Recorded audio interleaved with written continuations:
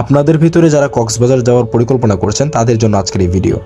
আপনারা কক্সবাজার গেলে radiant fish world তথা এই জায়গাটি একবার হলেও পর্যবেক্ষণ করবেন। এর ভেতরে ঢোকার পর আপনারা ভুলেই যাবেন যে আপনারা স্থলভাগে ছিলেন। মনে হবে আপনি সমুদ্রের তলদেশে অবস্থান করছেন। এই তলদেশে অবস্থান করে আপনি সামুদ্রিক প্রজাতির অনেক ধরনের মাছ আপনি দেখতে পাবেন। এখানে আপনারা দেখতে পাচ্ছেন একটি ছোট শার্ক, যেটাকে আমরা বলি, সেটা কিন্তু যাচ্ছে এবং এর চারপাশে দেখলে আমরা উপরে একটি মাছ দেখতে পাচ্ছি, জানি না মাছটির নাম কি।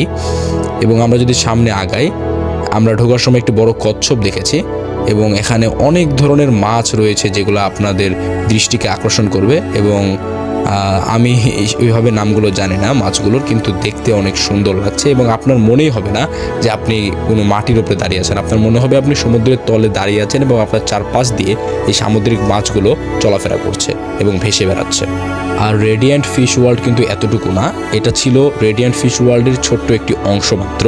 এর ভেতরে ঢুকলে আপনি জানতে পারবেন কত কিছু আছে দেখার মতো। রেডিয়েন্ট ফিশ ওয়ার্ল্ডে ঢুকে আপনারা ডক্টর ফিশের food therapy, 3D movie, games ও তার পাশাপাশি শপিংও করতে পারবেন।